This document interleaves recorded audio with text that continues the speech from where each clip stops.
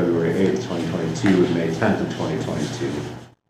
So in terms of motions and seconds, we'll take those from either in the room or from those joining us online. If you want to type in the chat, you would like to make a motion or a second.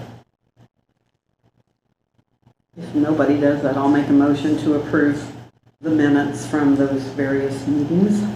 Okay, so we have a motion from Jaretta to approve the meeting minutes from these 3 meetings. Can we get a second from someone?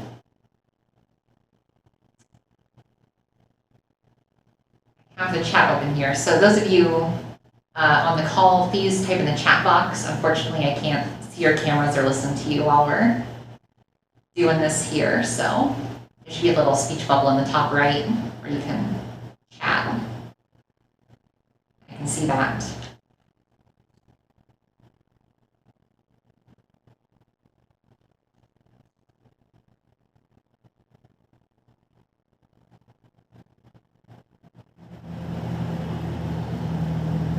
I'm seeing any comments here.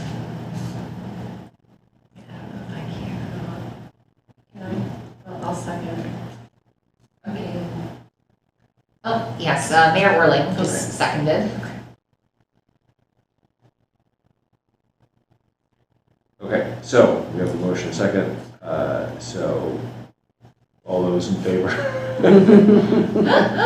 We might never get through this meeting if we have to wait all. You can see all those opposed maybe. Yeah, why don't we? Faster. Yeah. So all those opposed. Yeah, Mayor Whirling says aye for in favor, I think, here.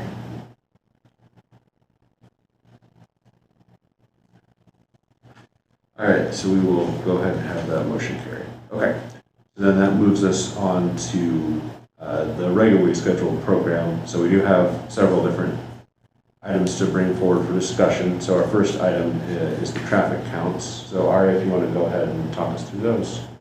Okay, so unfortunately here in the room, I can't display the counts for you on the screen, but for those of you in the virtual meeting, I should be screen sharing them. And the traffic count data was sent to you in your packet, so you should have it there.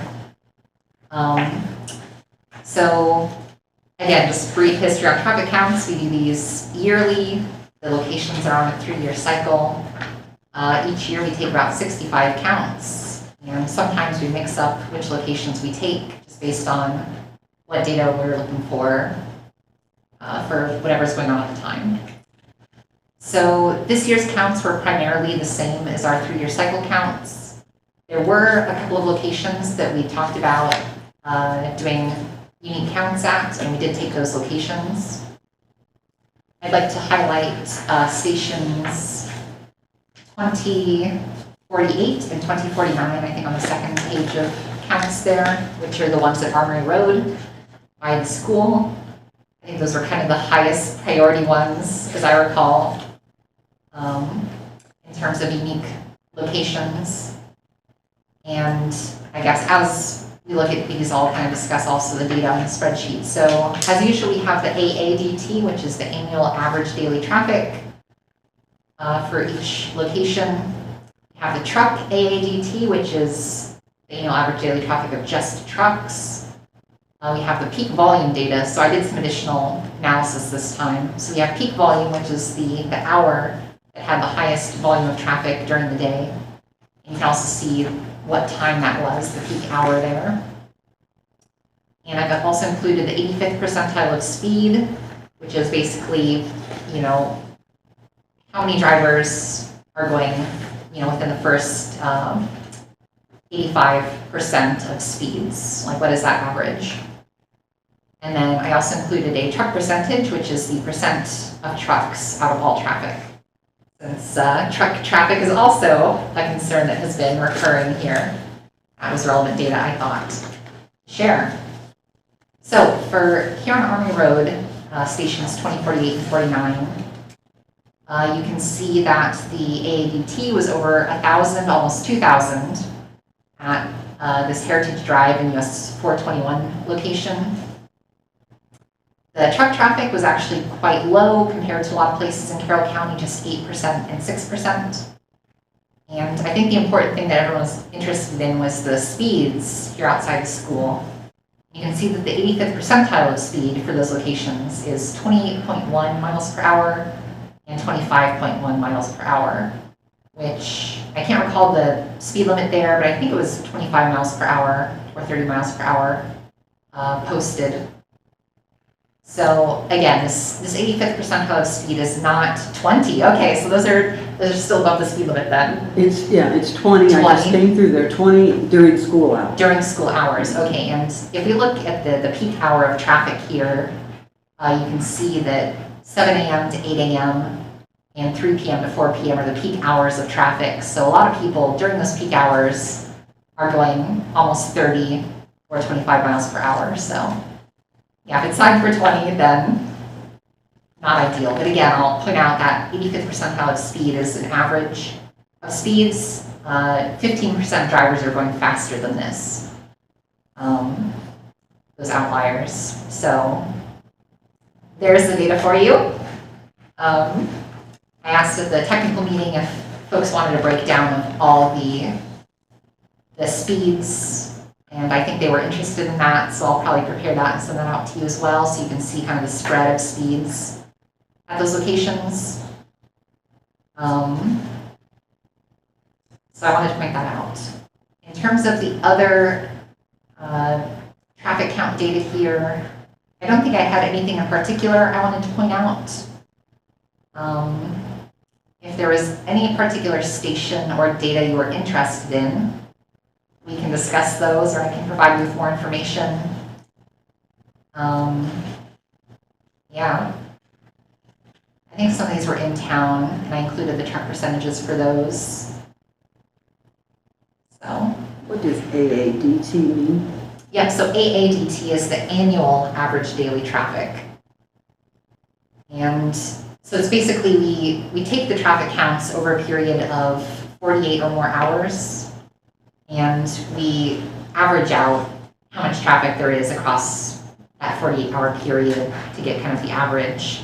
And then on top of that, we use an adjustment factor, it's called, which is basically, what time of the year is it? What kind of road is it? Like, is it an arterial? Is it a local road?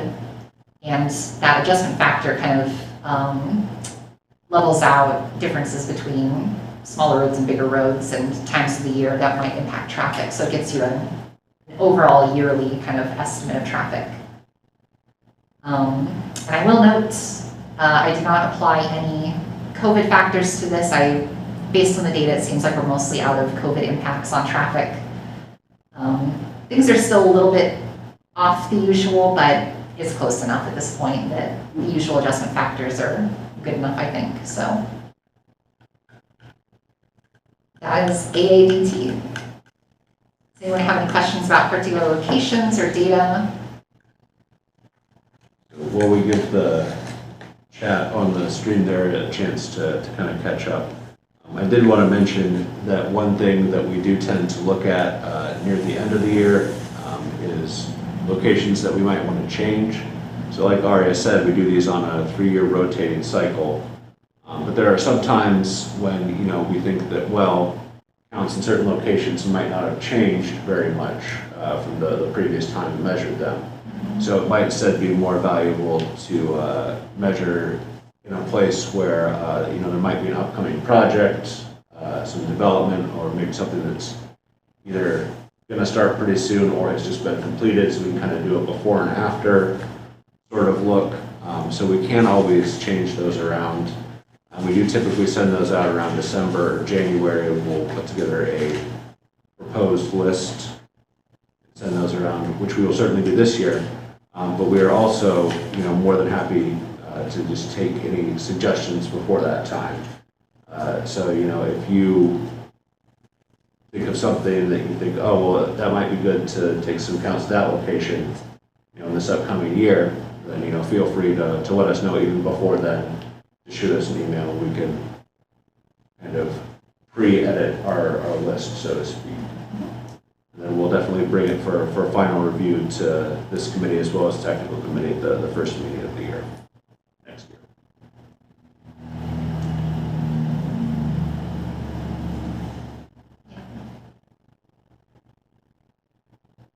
Have you seen anything about about that in the chat? Yeah, I have no comments on our virtual chat here at this time. Okay, so then I'll go ahead and hop into the next item, which is the Rural Marine Transportation Plan. So for this kind of our next really big action item that we need to look at would be talking about the truck route in downtown Delphi. So certainly we've kind of had some email exchanges. You know, I've talked to several of you on this committee kind of about what our approach is going to be in terms of meeting and discussing some of these issues that have kind of been happening for a while.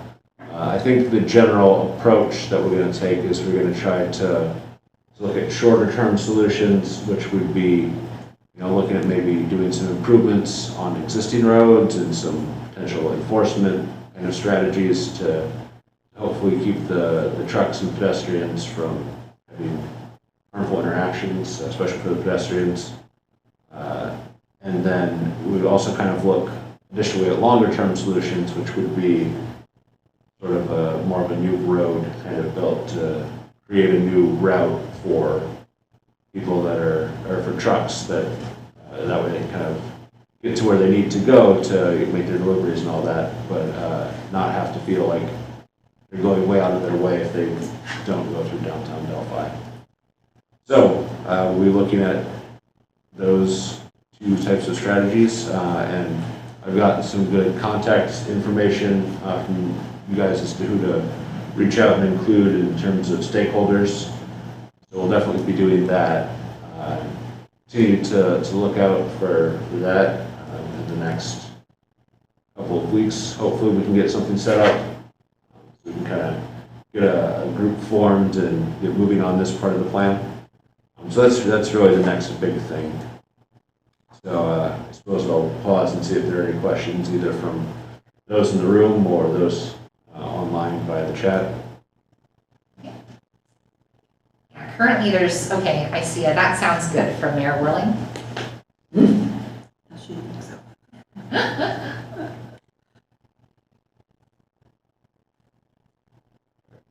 Then we'll go ahead and move on to the next item, the SERP grant for FY 2024. So in the past, this SERP grant is how the work that we do is paid for. So we will, at the start of each year, submit an application for the work we can do and for the work that we then bill later on. NDOT pays for 80% of those costs, and Carroll County pays for 20%. So we've kind of had a fairly consistent amount that we've applied for the past several years. But one thing we're going to want to kind of discuss, I think, going forward is if we want to increase that amount. So some reasons for increasing that amount would be, one, for the Rural Long-Range Transportation Plan. That does take up a good amount of staff time to really properly get through that. So that will increase costs. And additionally, for the traffic counting program, for a while we haven't really been replacing our traffic counters and our supplies, and we're kind of getting to the point where we're going to want to look at acquiring some replacement supplies as well. So those two things would kind of bump up the cost a little bit potentially. So what we would kind of like you to consider is, you know, how much you guys would be comfortable paying, especially as a 20% match. And then we can kind of work backwards from there as to, you know, how much we might apply for in terms of a grant. And the grant itself, we write that. NDOT has a specific format that they want us to submit it using, which we've done before and have been able to arrange for all that. So we're familiar with that part of it, we can handle that, but we want to make sure that the amounts that we're applying for are such that you know, they're transparent and that everyone knows up front, you know, how much they might expect to be paying for these services. So we want to make sure that we're open about that. So that's just something that we're going to want to consider, and I think we'll probably want to have a kind of a separate discussion about that. Overall, it might be something a little bit outside of the scope of this meeting. We probably want to include some of the local elected officials in some of those people who make budgeting decisions as well in this. Looks like maybe we have a comment online. Yeah, Mayor Worthing asks, how is that split between city, towns, and county? And she also asks, what is the current amount? Yes. So I actually don't know the answer to the first question because I have only ever seen that as like a lump sum that we've received. So I don't actually know how that gets split up or whose budget it gets taken from. I'm not sure. As far as what the current amount is, it's in the low $30,000 range, and that's the maximum. The 100% Yeah, total? so that would be the 100% total, yes. And it is also possible that even if we apply for a certain amount, that we don't get all the way to that amount. So the way the grant is written, there are some items that can only be spent on certain things. So we have a pretty good handle on what the costs are for the traffic counting. So that is very consistent. But for the traffic counting equipment, we have to set aside a specific line item for that. And the cost of traffic counters and supplies greatly fluctuates. So it's very hard to get like an exact amount. So we often leave a little bit on the table, so to speak. From that, we will generally not quite spend our whole budget for that item, and we can't really transfer the item for supplies to staff time.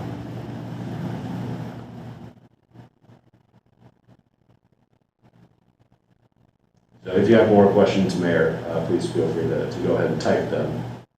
But yeah, so like I said, this is something I think we'll want to continue to discuss going forward, and we want to make sure that all that is handled. And I will see if I can get you guys an answer about how the payment was split up in the past. We might be able to look that up in our system. I'm not quite sure, but I'll give it a shot and see if there's any way that we can decipher it from what we got. We would need to know by June of next year for budgeting for 2024. So it doesn't sound like it's going to be a very big I mean, if it's only $30,000, then we go 20%. By the time you divide that up, it doesn't sound like it's going to be a large enough figure that it will make a lot of difference to any of our budgets, but it would just be nice to know when we're creating our budgets, and that's usually, we're working on it now. So a year from now, we would need to. Okay. Mayor Worthing says that maybe Josh knows. Josh Blue, so. I think he was on the call here, but I haven't seen any typing from him, so. We can always connect via email later as well.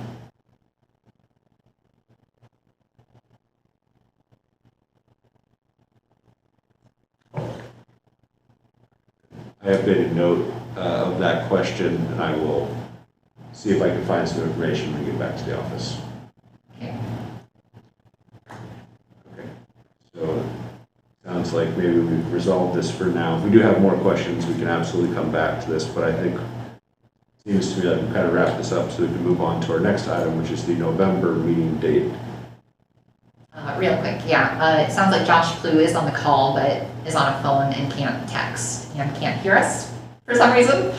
So, sorry about that, Josh, I'm so sorry. The meeting is recorded, so you can always hear it afterwards. Okay, yes, so the next meeting agenda item here, the November meeting date. So, this is a quarterly meeting. The next meeting is November, on November 8th was our original scheduled date. That is Election Day, which it sounds like is a day that many people have off or are otherwise busy. So if we could reschedule that, I was thinking the third Tuesday instead of the second Tuesday of November might be a good time. Yeah, I'll be working the polls, so. Yeah. So I won't be here, much as I don't want to, but. Certainly. Okay, so we're moving it to the 15th. That's our proposal, yeah. The Technical Transportation Committee before this one also liked the 15th, that third Tuesday. That's fine. So I guess we'll send out an email to everybody to confirm. If anybody can't make it, I guess. We'll do our best. All right. Okay, so then our last item for business is reviewing the 18-month letting list. So we do have several projects coming up on an August 10th letting. There are quite a number of bridge projects, which are all under the same contract number that are going to be let on State Road 25. So they're all bridge thin deck overlays. So we have several of those that are coming up. And then after that August 10th letting date, then we have kind of a break, and we don't have any more projects scheduled to let until December 7th. And those will be 2 bridge replacement projects on State Road 75. Then after that, we kind of get into projects that won't let until 2023. So I wanted to go over just a few of the highlights for those, since they're a little bit farther off. So near the bottom of the first page, there is a project on US 421 that was not listed, that had been previously listed, I guess. So we're not quite sure why that one dropped off. And unfortunately, we do not have a representative from NDOT here to look into this. So if that project is a concern, we would certainly reach out to NDOT and see if they can explain if this project was just moved farther back to a different year, which could be one reason why it doesn't show up on this 18-month list, or if it had been, kind of re-bundled as part of a separate project, and that could be the reason why it dropped off. There are many different possible reasons as to why a project would get removed from the list. So, like I said, unfortunately, I don't know. That's a question NDOT would have to answer.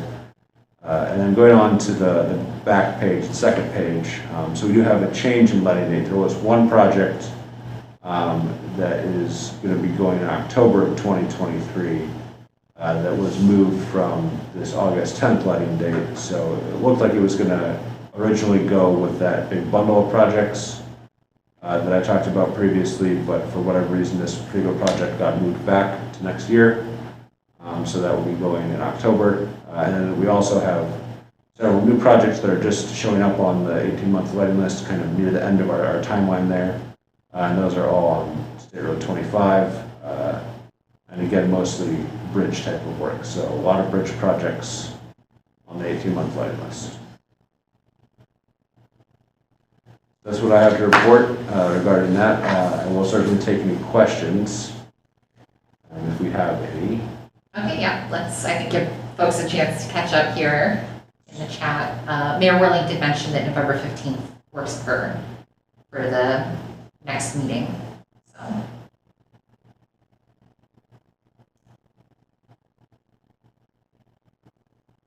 While we wait and see if there are any questions that come in via the chat pod, do either of you in the room have any questions? These are on new State Roads 25? There's many things that need to be done. Some of them are on the new, some of them are on the old. It's like, it hasn't been very long. Right. And we're already doing things. Yeah. I don't have any questions. It is a little bit, one note about that is a good point though. That is a little bit hard to tell sometimes is the one that says State Road 25, that's kind of just how it's coded in there. So in order to really get a feel of where it actually is, you do kind of have to read between the lines using the description column. And that is sometimes a little bit challenging if you're not familiar with some of the exact notation. So that is something that's a little bit of a challenge just with the system itself. Yeah, I don't have any questions. Did we get anything from the chat pod? Yeah, I have no additional comments at this time from Josh or Mayor Whirling, so. Okay. Well, in that case, we will go ahead and look at adjourning, unless there are any other items of business that someone wants to bring up. I don't think it makes any difference, but on this little map on the back side of it says Dayton. I think I missed. I think it should be Delphi. Delphi, yes. I don't think it's a big deal. I just thought maybe somebody might. Yeah, it was just a typo. Yeah, I figured you took it from somewhere else and you know, Yeah, they both start with D, so I probably just read right over it and Yeah. didn't even They notice. both start with a D, yeah. Yeah. So I changed mine to Delphi. Oh, yeah. It doesn't impact any of the data, so don't Yes. worry about that. Yeah, that's what I figured. All right, yeah, I'm not seeing anything here in the chat. Mayor Worley moves to adjourn. I'll second it. All right, wonderful. All right, so then without any objections, we can go ahead and be adjourned. All right, excellent. Okay. Yeah, we got an aye from Mayor Worley here for adjourning. All right, we are adjourned. Okay. Thank you, Mayor. Do you use the